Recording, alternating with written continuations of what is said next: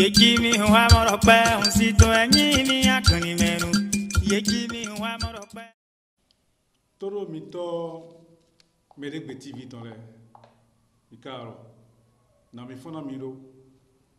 Egbe azandeji mi fondo egbe mina dohodo odue jayi. To fa 2018 de camp. To sine vok to Cotonou. Bon, aonole, vavanole, yetron albusi, yetron amion. Yetron totaligbe, yetron hobonu, ayeno vilesi agbaye. Bo iten l'homme.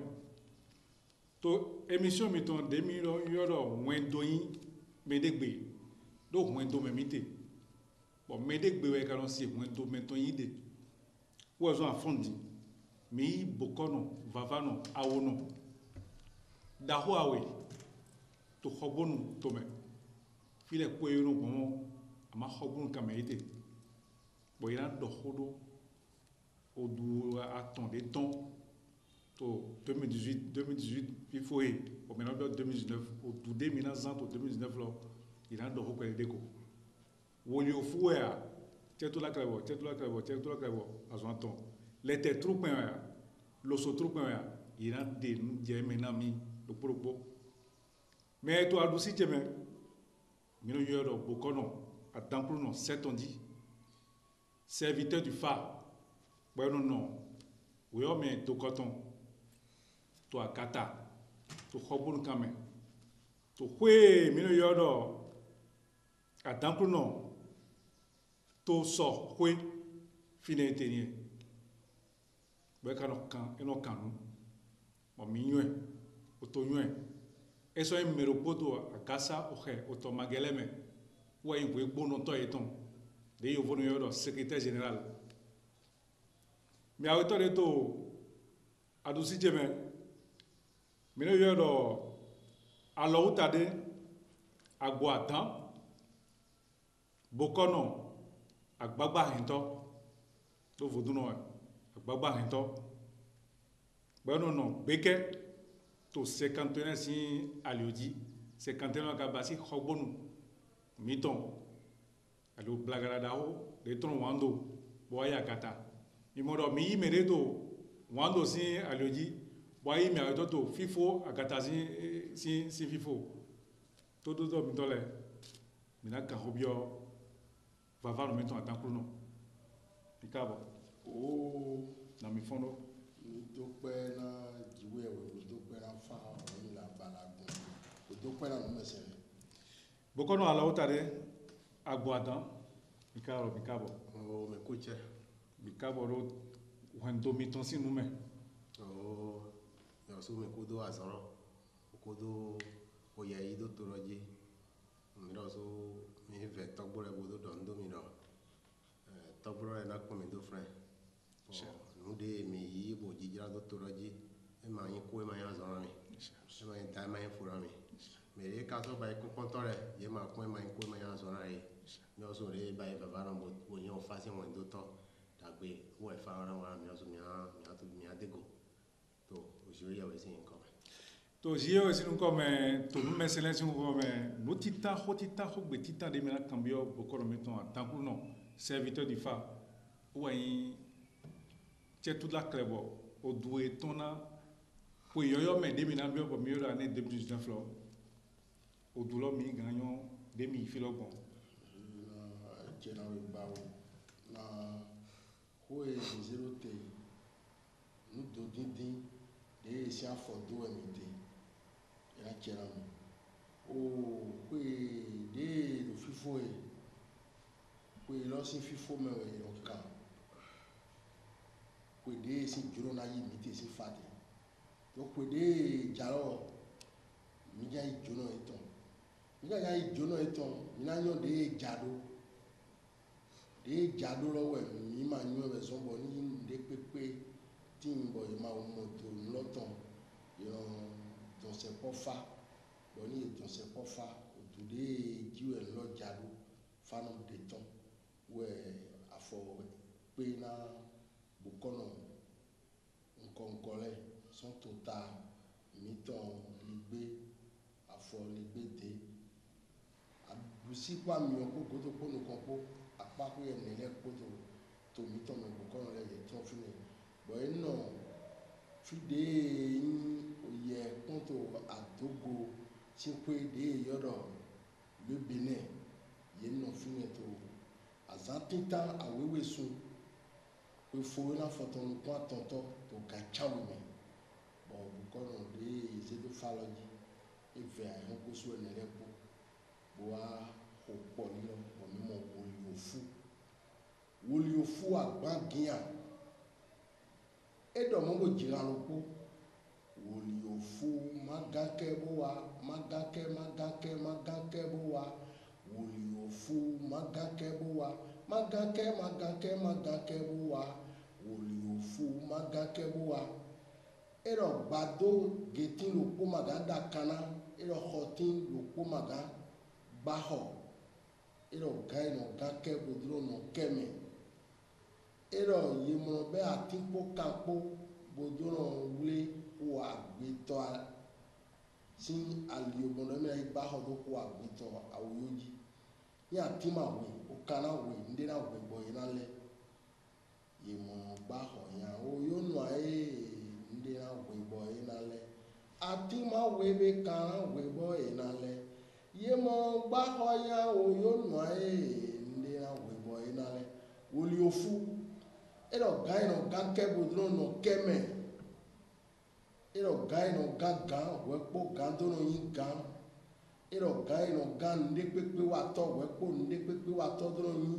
nuɖuɖe watɔ do nɔ yi nuɖuɖe dzitɔ woliofu odu de wɛ ni gã ɖɔɖɔ mɔlɔ du lɔ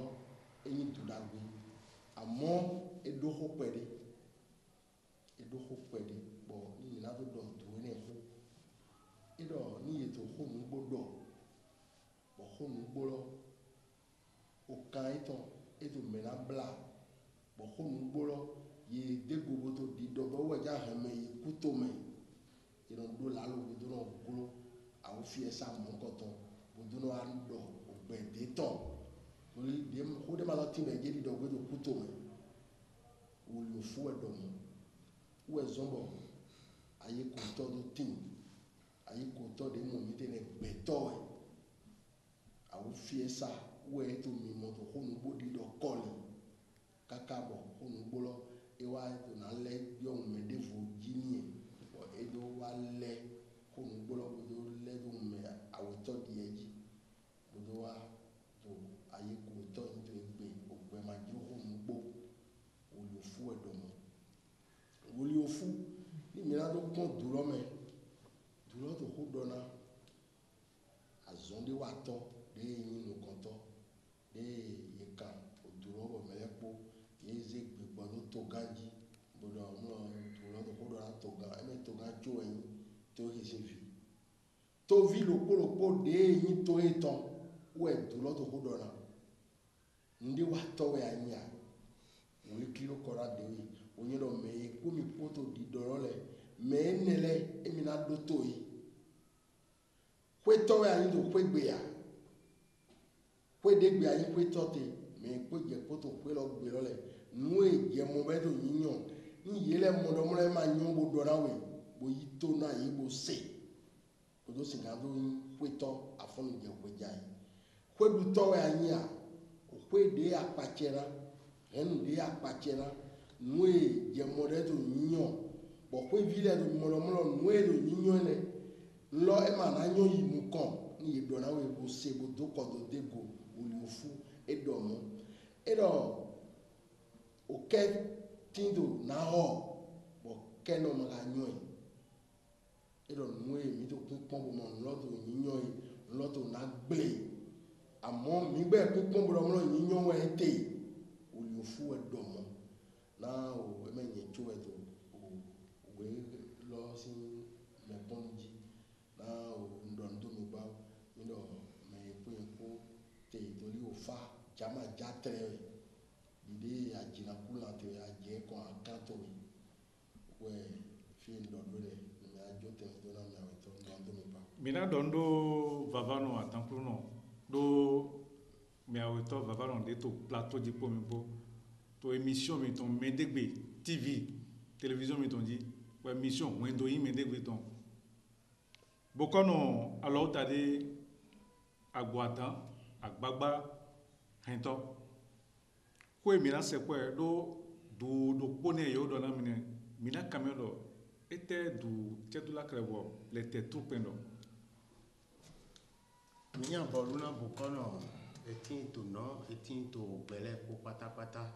me ho ko yo ko me ho minha boluna e minha boluna wezize minha boluna weita minha boluna we ho minha boluna oku minha boluna ze ko adora igba eji mi te je oyin jire me atin ko kan ko minha boluna na do singa yi poli le te truponji poli le te trupon do pa egbo kan lo pa bla tomatin pa bundo wodun mu si mako eji ero kamron bla igba eji nde po e kamron bla igba gba eji ero super akparan wa do na fitin do ni seizo ra fitin ton wanu gbawo eji owo so apare dego e ka so yin wa nuto eji ero yi ni ton me no so dogo na yi ndo mo nkan yiyi nu tende me ititon eji ntori heavy so agbonesu po legba po edonu etewe idon heavy so agbonesu we do hun ezan po na wa e ma ga mo hun to ma mo gan ho to e wa iro legba agboyan gidi do e na ho hun mi do wa so hun mi do wa hun we mi do dupo legba fon legba do hore ma dego legba iro abiku kensi sapata odun konko de sin dan ho ne abiku le bodo yi ni ana popo mi kure mi do ho na heavy so ran gegorin do na talent o won e zanji heavy so leko e do e oni ndakwe e mi ton e mi bo ka so ya mi kwa han kure mi heavy so do ni wa bo aho ntata eji ni ko e wa bo aho no bo je hwe e mi adu e ko gbo po ni le bi po bo legba do e ma do hore e wa do ran mede iro re do yini ho de mi emi na ikwara do heavy do si ye de ko mo kaka azan pe yi azan dro yi ma mo sin yi ma mo aha o pade heavy do e ma de paro re de gbegbe ye de go mo ni o ve sin gbe vie ton de ko re legba no yi atangbo me bo ne yi atan bo no han fe yen bo no go bo me bo na yi do yi to nu ni heavy do ko gamebo weduru gan ho eno wa bo iro ho hun ne bo duwe wo eno ja cho wa bugo no don e so so za won bi ho me adoten ro ri eno bi o yi won we ri ka kwa tan ton do tro gbegbe won ran tro e bi do na abiku ni aye hun ko bo ho hun abiku to hun ho bo de go mo ka bo eko gawe pare na heavy so gbon so ndo jahan to legba ebio heavy so sin hogodo wo sin en friend heavy so eko gawe ton ko duwe kaka na do ale ko heavy so legba eje hon to ne bo kla wa do hon to ne do nta kwe po didwe mi po gbo po han koro ni bere mi aroku ntori de mi wa mama sin mama agba pale do na mi bo do bo mi do be hun ko wa ro e ma de paro na mi gba ni kwe na mi orungbo heavy so agbonesu ebefe bo je fi veran legba yi legba do ma se na do hon ho bi ho me legba yi a che goro so si bo fo tun kesi gwa re ya che go so si e pon godo nu kan e ma so do ho re sin kan so do wa ni bo ma do de hun go ba e pon e do ma legba do kan to bo je ko re na legba ni bo mi legba do gbere wa pe na do yi fi le pe mo na wa ni pe mi re na ne ho ho wa bo ni do sin kan wa ni pe yi fi le legba heavy so so je ko re de mo ni po wa na ko fi ni mi je fi de bo bi ogbe e na gbe mi mo na mi ache ni egbere mi be emi na se yi fi de legba e no ho to te ni e bo na dogo te ni e yi e te do e faro te bodo mo do faro to sen ho na me de ba yi azon le wa to kwe to azon e ton me ka bi kwe to kwe ton gbe bo yin do edo mede me to apa kabi mede singa do hele edo ni do o pare we do na ye wo edo bele kwe ho di do kabi ajori wi wa kai kpekpeli me ɖe eɖɔ ɖe ɖɔlo bodobe ni sigã setonu bozizɔn ɖe do mɔ ema yi mɔ to nukɔme yina dɛmɛ kanu bon yina nyi mɛ to mɛsina mɛ de nyi mɛ to mɛglɔ edzi eɖɔ wiwa mɔkɔ na onikalo koko tovi sunu tovi nyɔnu kpona le singa hɛ bo hɛ nilodo edzi gbogbo na nyɔnu si ɖe na xɔ ɖiɖe eɖɔ mɛ de mɔ xɔ etɔn nibo hɛ kɛɖɛkɛɖɛ bo dzi to ƒe ɖɔ mɛ mɔ yina tɔn xɔ ɖegbe to ƒe ɖɔ dzi bɔ yina abɔta yina gbɔngbɔdo gɔ aƒe gbɛma di ke ni mɔ na onika olokuwa edzi donc na onika olokuwa bo hɛ vodu hɛ vioso go bosɛn vodu sapata to doe ne me na nukɔ ye ŋdo tin to torɔ me eme mo yina wa bɔ ema mɔ hɛ gbɛna na me ɖe ko ba yi na tumɔ de le tetru kpɔn etumɔ onie bokɔnɔ agbagba hɛntɔ mi dɔ ŋdo mi gbawo do noe mi tumɔ di mɔ emi do anɔ to ko yɔ mɛ de mi na biɔ di ko edɔ mi te di ne de mi do anɔ bɔ ne ɔmi na dɔn se gbɔ bokɔnɔ mi dɔn atankuru nɔ dɔ woli ofu le tetru kpɔn loso tru kpɔn o do atɔ ne le de tɔn lɔ na mi na nɔ bɔ na do biɔ ko yɔ lɔ mɛ na bi ko yɔ lɔ mɛ na mi na ba yi gbɔn bɔ na do anfani ko lɔ tɔn kpla do do ye tɔn o dza yi na. dulɔ dude yie yi folo gbɔlɔ ɛma yi dude ko na dɔ gbogbo lo akɔɛdziwɛ mi mɔ le tetru kpɔn adzikунdziwɛ mi amɔ loso tru kpɔn eɖɔ nukun bibiawo eɖɔ nukun bibiawo ɖɔ mɔlɔ nukun bibia etin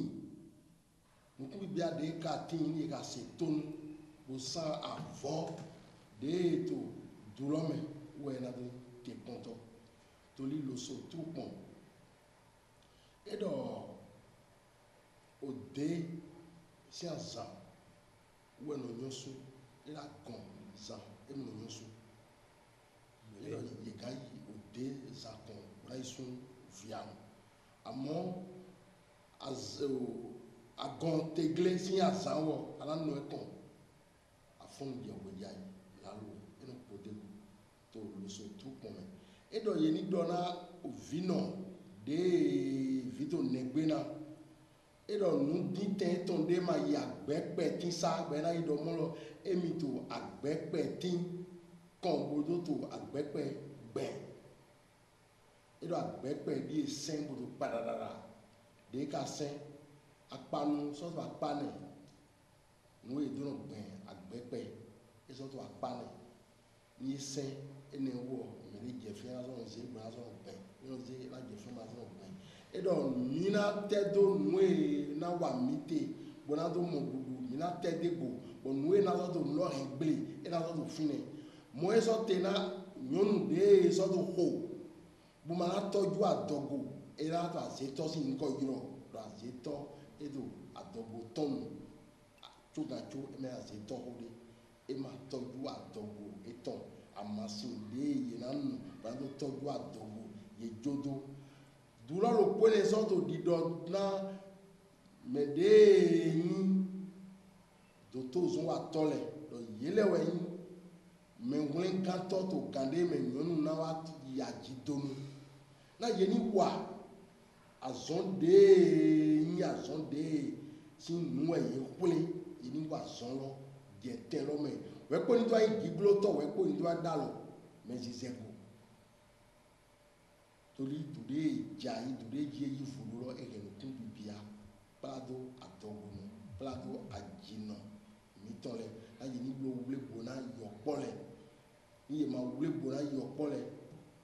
lɛ gã yi na wle bo na dagbe de deme na mi do mi mɔtɔ woli ofulu kplɔsɔ di dɔ mlɔ yi dɔ mi dɔ ko na yawo mitɔ lɛ toli yawo lɛ na vɛ toli to ɔkpɛ de mɛ na biɔ mi te bɔn fi de si gbe wɛ biɔ mɛ fi lɔ yina wa yi mɔ yi te yeni dɔko na ye dɔmɔlɔ sisi de do nyɔnu go yi dɔmɔlɔ fi ye nyɔnu dɔ mi dze yi fi lɔ yeni yi mɔ te ni ma yi biɔ fi de si gbe wɛ tɔn to fi de vo blo ima bio fide si gbegbe tɔn to fide voblo wɛzɔn sunsi de sɔn to xɔmɛ sunyi to yawo si fide yawo te lɔ so ni yi azɔn de nye tɔn bo yi wa azɔn te wɛ nye tɔn nue yi tɔju bo yi nyɔnu tɔn yeni yi kplɔ kó do pe kɔ na nyɔnu si nani ma yi dɔ mɔ lɔ ngo mɔ nyɔnu ko ta jɔ wa nyɔnu ko to yi ko to gigɔ onue yi tse wɔ nyɛmasɔ to na wa torí kọ́ ọdún esi jẹ nyɔnu si kọ́ ma hẹ̀ xɔn tónu sunsi si kọ́ ẹ̀rọ hẹ̀ xɔn tónu wẹ́zọ́ mi ní dọ̀kọ́ na mi wò sunsi lẹ́ dọ̀ mọ́ lọ mi ní hẹ̀ ní tọ́ gbogbo wa nani gba ní dọ̀ mọ́ lọ wẹ́nu ya ma tó sọ́dẹ̀ yín tó wa ní nyɔnu wa bí ọ́fíìsì gbogbo tọ́ tó fi dé àwọn yín dọ̀ mọ́ lọ ẹ̀mi lọ sọ yín dèjì tọ́ tó wọlé o fún mi. mi dɔn do mi ba wo bɔkɔnɔ adankuro nɔ mɛ pípɔn mi to Mɛdɛgbɛ TV lɛ di to émission mi tɔn wɛndoyin Mɛdɛgbɛ tɔn mi yi wa vivɔ na nuwegbe mi tɔn lɔ wɛtɔ mi ni fifonu mi na kan koro ko biɔ agbagba hɛn tɔ o dulɔ lɛ ni yɛ wa ni yɛ avɔ sisan lɔ na yen nɔ san avɔ lɔ do na mi nɔ san avɔ lɔ do mi nɔ gbogbo na yi san avɔ yɛ tɔn ya kabi akɔlɛ wɔn trɔn fi de bɔ yen nɔ zena mi bɔ yen nɔ mi ni san avɔ do to lɔ dzi. Ho jɔho mi kan biɔ be e besoin alɔgɔ na yeni do si gã xɔ alɔ kpli bodo san avɔ do to lɔ nu e besoin alɔgɔ tam bɔ yan do xɔ alɔ kpli bɔ yan do san avɔ do to lɔ nu bɔ mɛ de to age wa dzi ho wa dzi bo ba ye sunu nyɔnu yɔkpɔ mɛ ho na yen do si gã mo dze hɔn dagbe edzi do avɔ sisan tɔn lodo pɛ de ama ni ye xɔ alɔ do kpɔ bo mɔ mo mɛ de ye si gã gbɔ alɔ na mɛ na yen do si gã ba ye avɔ sisan ena nyɔkpɔn bɔn foto nu mɛ sɛn de mɛ mo ba ye foto dudu adzala ye kpo foto sapatako ye na hɛn ye go vivɛ bɔn nu de ye ŋgã yi o do na dzinɔ kun dagbe to o ƒe lɔ mɛ bɔn nu wa mi tɔn de kpekpe ma anya xɔ ye ma ŋlɔ wo bɔ ena yi dɔ fo ye na ŋlɔ wo bɔ ye ma ŋlɔ wo bɔ ena yi dɔ ye wa ŋdɔ dome ma mɔnɔ kun mɛ na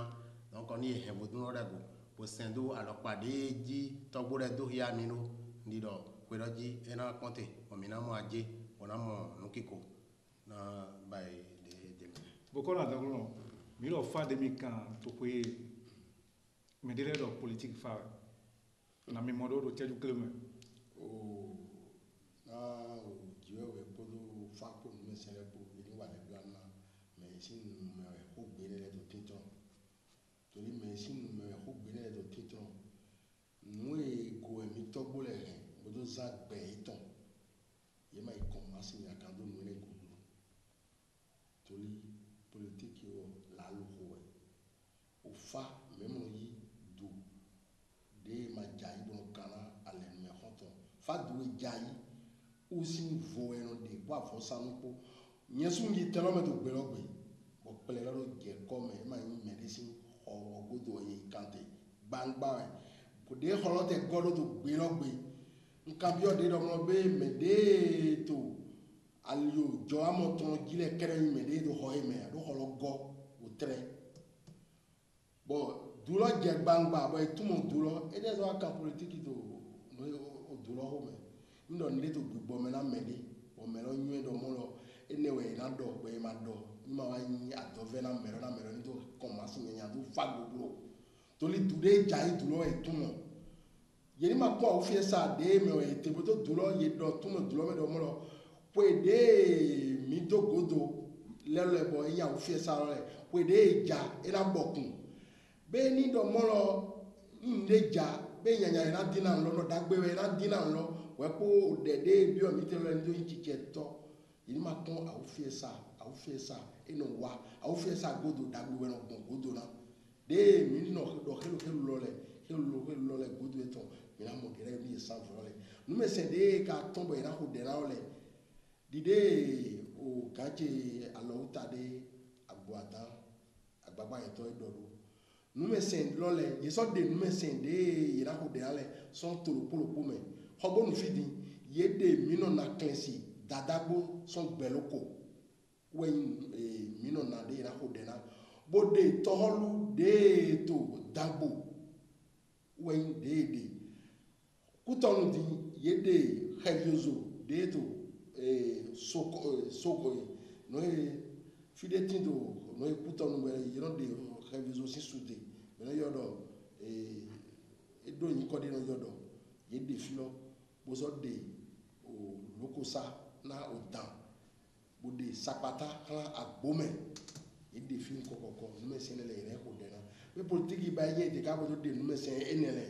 ye ni gbɔ ko dɔ n'o ye to mɛ de wa mɛ lɔ ne ma ye se to o fa de ye kan wa ye te ko blo ye ka do sɛn de ye ni bo yin sɛn torí ni ye do sɛn ni a yin sɛn ara fo n'o ye dɔ mɛ de ma ba yi bolo ni a ma ba yi lɔ a to yi te o b'a gi gɔ to bi ni dɔ mɛ de yi ba sɛn bɔ o sɛn lɔ wa to a ko fiyɛ sa